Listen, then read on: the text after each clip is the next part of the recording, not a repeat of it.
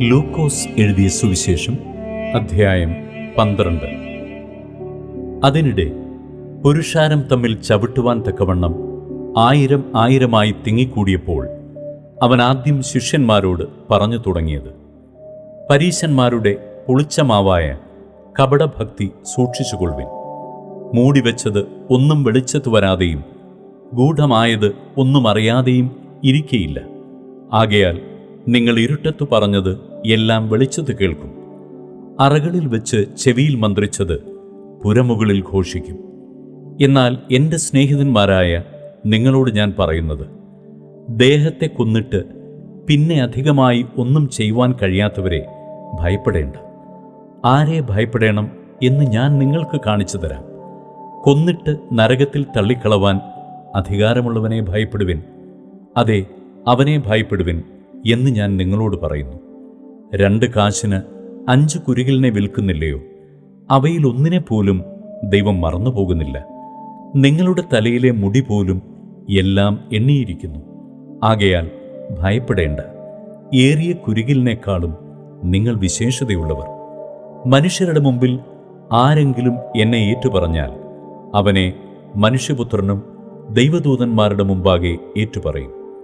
മനുഷ്യരുടെ മുമ്പിൽ എന്നെ തള്ളിപ്പറയുന്നവനെ ദൈവദൂതന്മാരുടെ മുമ്പിൽ തള്ളിപ്പറയും. മനുഷ്യപുത്രന്റെ നേരെ ഒരു വാക്ക് പറയുന്ന ഏവനോടും ക്ഷമിക്കും. പരിശുദ്ധാത്മാവിൻ്റെ നേരെ ദൂഷണം പറയുന്നവനോടോ ക്ഷമിക്കയില്ല എന്ന് ഞാൻ നിങ്ങളോട് പറയുന്നു.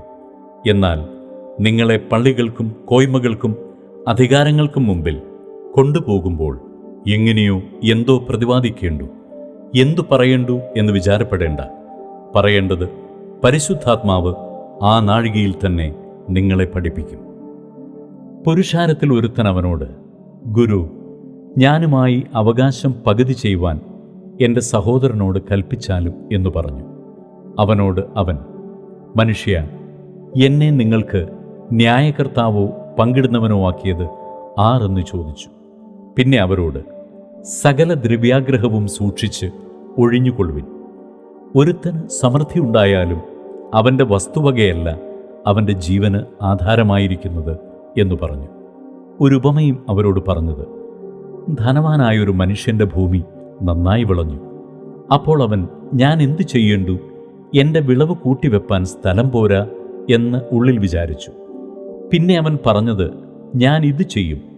എൻ്റെ കളപ്പുരകളെ പൊളിച്ച് അധികം വലിയവ പണിത് എൻ്റെ വിളവും വസ്തുവകയുമെല്ലാം അതിൽ കൂട്ടിവയ്ക്കും.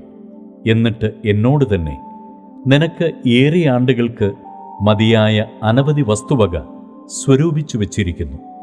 ആശ്വസിക്ക, തിന്നുക, കുടിക്ക, ആനന്ദിക്ക എന്ന് പറയും. ദൈവമോ അവനോട്, മൂഢ, ഈ രാത്രിയിൽ നിന്റെ പ്രാണനെ നിന്നോട് ചോദിക്കും. പിന്നെ നീ ഒരുക്കി വെച്ചത് ആർക്കാകും എന്ന് പറഞ്ഞു. ദൈവവിഷയമായി സമ്പന്നനാകാതെ തനിക്ക് തന്നെ നിക്ഷേപിക്കുന്നവൻ്റെ കാര്യം ഇങ്ങനെയാകുന്നു. അവൻ തൻ്റെ ശിഷ്യന്മാരോട് പറഞ്ഞത്, ആകയാൽ എന്തു തിന്നുമെന്ന് ജീവനായിക്കൊണ്ടും എന്തുടുക്കുമെന്ന് ശരീരത്തിനായിക്കൊണ്ടും വിചാരപ്പെടരുത് എന്നു ഞാൻ നിങ്ങളോട് പറയുന്നു. ആഹാരത്തേക്കാൾ ജീവനും ഉടുപ്പിനേക്കാൾ ശരീരവും വലുതല്ലോ. കാക്കയെ നോക്കുവിൻ, അത് വിതയ്ക്കുന്നില്ല, കൊയ്യുന്നില്ല, അതിന് പാണ്ടികശാലയും കളപ്പുരയുമില്ല. എങ്കിലും ദൈവം അതിനെ പുലർത്തുന്നു. പറവജാതിയേക്കാൾ നിങ്ങൾ എത്ര വിശേഷമുള്ളവർ! പിന്നെ വിചാരപ്പെടുന്നതിനാൽ തൻ്റെ നീളത്തിൽ 1 മുഴം കൂട്ടുവാൻ നിങ്ങളിൽ ആർക്ക് കഴിയും? ആകയാൽ ഏറ്റവും ചെറിയതിന് പോലും നിങ്ങൾ പോരാത്തവരെങ്കിൽ ശേഷമുള്ളതിനെക്കുറിച്ച് വിചാരപ്പെടുന്നതെന്ത്? താമര എങ്ങനെ വളരുന്നു എന്ന് വിചാരിപ്പിൻ. അവ അധ്വാനിക്കുന്നില്ല, നൂൽക്കുന്നതുമില്ല. എന്നാൽ ശലോമോൻ പോലും തൻ്റെ സകല മഹത്വത്തിലും ഇവയിൽ ഒന്നിനോളം ചമഞ്ഞിരുന്നില്ല എന്ന് ഞാൻ നിങ്ങളോട് പറയുന്നു. ഇന്നുള്ളതും നാളെ അടുപ്പിലിടുന്നതുമായ വയലിലെ പുല്ലിനെ ദൈവം ഇങ്ങനെ ഉടുപ്പിക്കുന്നുവെങ്കിൽ അല്പവിശ്വാസികളെ നിങ്ങളെ എത്രയധികം!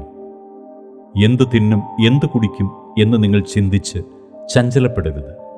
ഈ വകയൊക്കെയും ലോകജാതികൾ അന്വേഷിക്കുന്നു. നിങ്ങളുടെ പിതാവോ ഇവ നിങ്ങൾക്ക് ആവശ്യമെന്നറിയുന്നു. അവൻ്റെ രാജ്യം അന്വേഷിപ്പിൻ, അതോടുകൂടെ നിങ്ങൾക്ക് ഇതും കിട്ടും. ചെറിയ ആട്ടിൻകൂട്ടമേ, ഭയപ്പെടരുത്. നിങ്ങളുടെ പിതാവ് രാജ്യം നിങ്ങൾക്ക് നൽകുവാൻ പ്രസാദിച്ചിരിക്കുന്നു. നിങ്ങൾക്കുള്ളത് വിറ്റ് ഭിക്ഷ കൊടുപ്പിൻ. കള്ളനടുക്കയോ പുഴുക്കെടുക്കുകയോ ചെയ്യാത്ത സ്വർഗത്തിൽ പഴകിപ്പോകാത്ത മടിശീലകളും തീർന്നു പോകാത്ത നിക്ഷേപവും നിങ്ങൾക്ക് ഉണ്ടാക്കിക്കൊള്ളുവിൻ. നിങ്ങളുടെ നിക്ഷേപമുള്ളയിടത്ത് നിങ്ങളുടെ ഹൃദയവും ഇരിക്കും. നിങ്ങളുടെ അര കെട്ടിയും വിളക്ക് കത്തിയും കൊണ്ടിരിക്കട്ടെ. യജമാനൻ കല്യാണത്തിന് പോയി വന്നു മുട്ടിയാൽ ഉടനെ വാതിൽ തുറന്നു കൊടുക്കേണ്ടതിന് അവൻ എപ്പോൾ മടങ്ങിവരുമെന്ന് കാത്തു നിൽക്കുന്ന ആളുകളോട് നിങ്ങൾ തുല്യരായിരിപ്പിൻ. യജമാനൻ വരും നേരം ഉണർന്നിരിക്കുന്നവരായി കാണുന്ന ദാസന്മാർ ഭാഗ്യവാന്മാർ. അവൻ അരകെട്ടി അവരെ ഭക്ഷണത്തിനിരുത്തുകയും വന്ന് അവർക്ക് ശുശ്രൂഷ ചെയ്യുകയും ചെയ്യും എന്ന് ഞാൻ സത്യമായി നിങ്ങളോട് പറയുന്നു.